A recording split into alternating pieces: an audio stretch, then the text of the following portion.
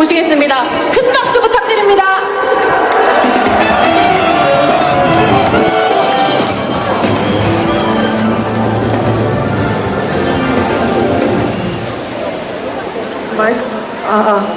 존경하는 시민 여러분 안녕하세요. 저는 신세영 변호사라고 합니다.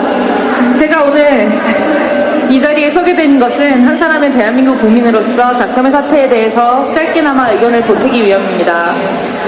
윤석열 정부가 들어선 지도 2년이 넘었습니다. 그동안 우리는 무엇을 보아왔습니까?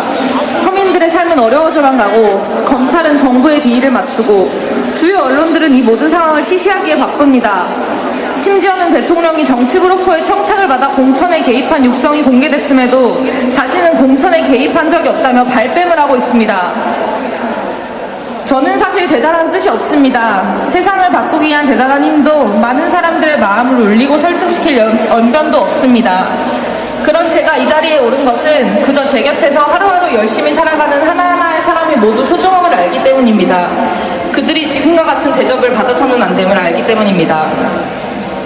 국민은 국가의 보호를 받아야 합니다. 그러기 위해서 존재하는 게 국가입니다. 그런데 지금 국가의 수장이라는 대통령이라는 자는 국민의 뜻을 깜빡이 무시하고 국민에 의해 선출된 대표자인 국회의원들이 제정한 입법안에 법률안 거부권을 남발하는 등 상식적으로 이해가 되지 않는 행보를 이어가고 있습니다. 지금의 대통령에게 대통령이라는 지위는 자신의 배를 부르게 하기 위한 수단일 뿐입니다.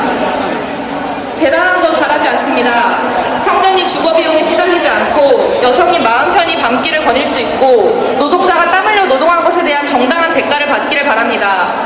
성소수자가 자신의 지향과 정체성에 따라 차별 없이 살아갈 수 있고 장애인이 장애를 이유로 당연한 권리를 포기하지 않아도 되기를 바랍니다. 무엇보다 자격과 인권 감수성을 갖춘 자가 대통령이 되어 그 누구의 개입도 받지 않고 오직 국민을 위해 국민의 대표 역할을 성실히 수행하기를 바랍니다. 현재 대통령은 자격도 능력도 없습니다. 윤석열 대통령은 속히 권력의 사유와 국정농단에 대한 진정성 있는 사과를 하고 특검을 수용하기를 바랍니다. 마지막으로 윤석열 거부 외치면서 저도 이 자리 내려가도록 하겠습니다. 제가 윤석열 거부 외치면 투쟁하고 외쳐주시기 바랍니다. 윤석열 거부! 감사합니다.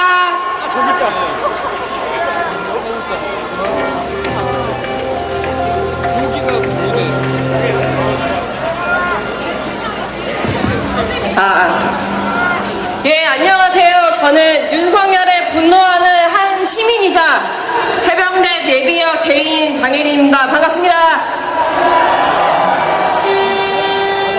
며칠 전 윤석열 대통령이 해릉 육군사관학교 옆에 있는 골프장에서 골프를 치다 구설수에 올랐습니다. 대통령 경호처와 경찰은 해릉 골프장을 찾은 취재진을 끌고 가서는 대통령이 골프를 치는 거는 어떻게 알았냐고 캐물었습니다. 바닥친 지지율과 돌아선 민심을 반성하